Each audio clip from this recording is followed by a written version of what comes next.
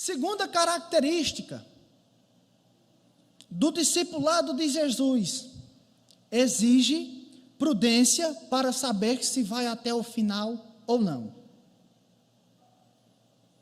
Dos versos 28 aos versos de número 30, nós podemos ver Jesus usando uma parábola para atingir os seus ouvintes.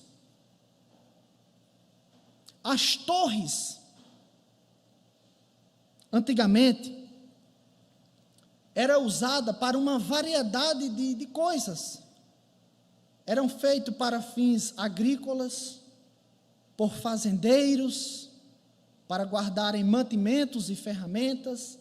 Eram feitas casas, eram feitas, reis mandavam fazer torre para vigiar se vinham outras nações conquistar a sua.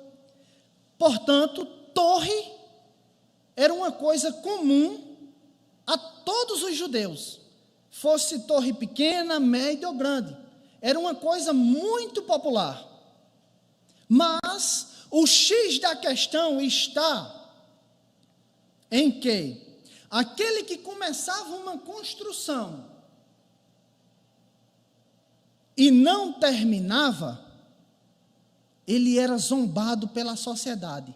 Veja o verso de número 29, as duas últimas palavras. Zombem dele. Portanto, na cultura judaica, uma cultura que dava extremamente valor à honra, ser zombado era uma coisa muito vexatória.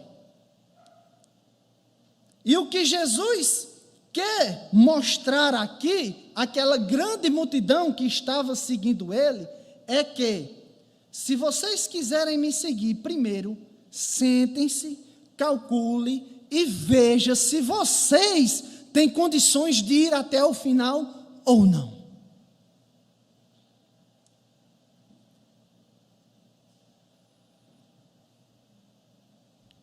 Vejam se vocês têm condições de ir até o fim ou não. E eu tenho certeza que Jesus disse isso, pelo menos baseado em dois motivos.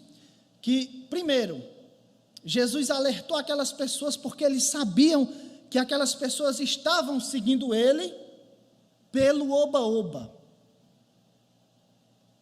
E não verdadeiramente por ele e pela fé.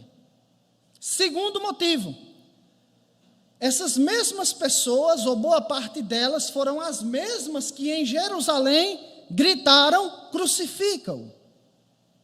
Por isso, Jesus estava dizendo: sentem-se e calcule se vocês têm condições de ir até o fim ou não. Porque o que eles tinham na mente de Jesus era totalmente diferente do que Jesus era na realidade.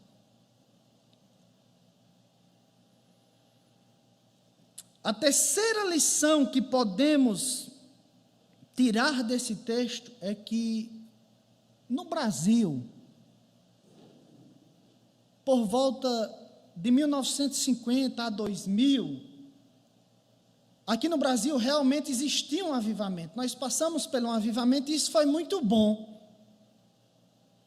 No entanto, algumas igrejas e alguns pastores, isso aqui é uma leitura histórica que eu estou fazendo, esqueceram de incutir na mente da igreja e dos convertidos o valor do discipulado e o quanto pode custar seguir a Cristo verdadeiramente. Portanto, ao longo desses anos e na nossa época, nós podemos ver pessoas e mais pessoas que entram e saem da igreja, que entram e saem com a maior facilidade. Isso é falta de uma base de saber que o discipulado demanda muita coisa da nossa vida, às vezes até mesmo a nossa vida. Por isso que às vezes as pessoas se afastam da igreja, principalmente com esse negócio aí de teologia da prosperidade, teologia de não sei de quê, que o céu é aqui na terra, e quando a realidade chega, é diferente, né? Quando a pandemia chega, você perde familiar, como eu perdi o meu avô. Quando você vê a prosperidade não acontecendo, você pensando que o céu vai vir para a terra, aí as pessoas começam a sair da igreja. Não sabe realmente o custo do discipulado. É alto. Aqui eu quero também contar outra experiência particular. Não vou dizer a igreja, nem o lugar, nem o nome da pessoa, mas eu frequentava um determinado lugar. E quando eu chegava lá, eu tinha uma menina que sempre eu encontrava ela chorando. Sempre encontrava ela chorando. E quando foi uns 3 ou 4 encontros seguidos, eu me perturbei, eu fui saber o que era que se passava com ela. Disse, mas, minha filha, acontece alguma coisa? Eu posso lhe ajudar, eu posso orar por você? Você sempre parece triste, chorando. Ela disse, não, é porque na faculdade eu sou rejeitada, eu sou perseguida, ninguém quer fazer trabalho comigo, porque eu sou crente. Também não vou citar o nome da faculdade, não, nem precisa, né? Mas é real. Pessoas, às vezes, são discriminadas, perseguidas, apenas por dizer que são crentes. E daí as pessoas já deduzem 1000 coisas. Por isso que Jesus está alertando aquelas pessoas, aquelas multidões que o seguiam, calcule, veja, se vocês têm condições de pagar o preço, pois o preço do discipulado é alto. Agora aqui eu quero deixar uma coisa bem clara para que não fique nenhum mal entendido, porque no discipulado às vezes a gente sofre tanto, às vezes acontece tantas coisas, que muitas pessoas às vezes confundem se a salvação é pela fé, é pelas obras, ou pela fé juntamente com obras. Eu queria deixar bem claro aqui, a salvação, ela é somente pela fé. Mas a verdadeira fé, ela gera frutos e obras.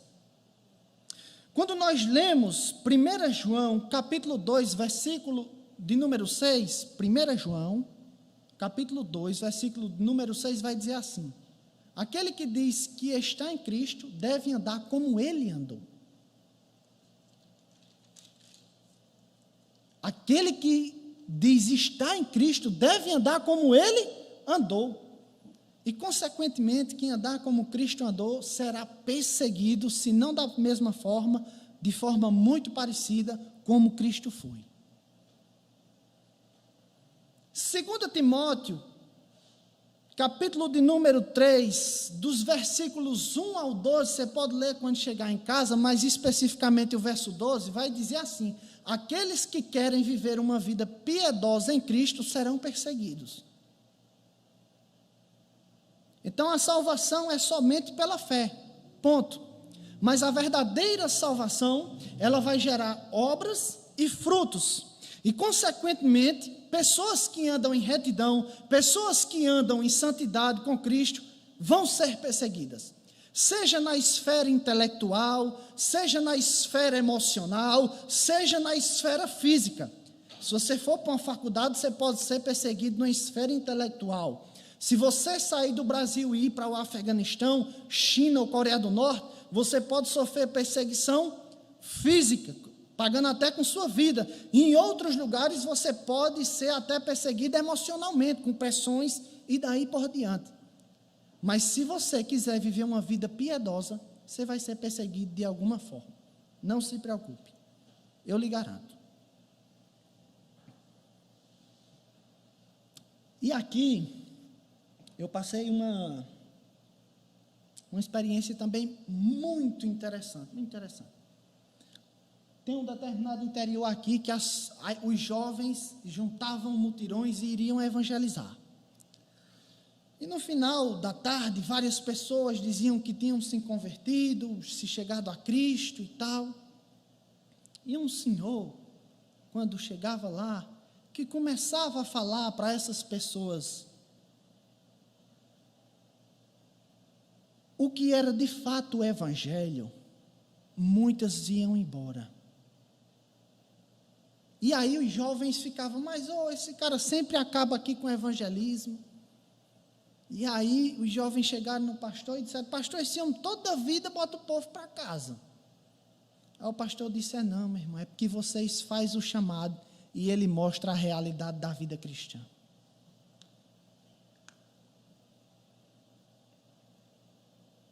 É diferente.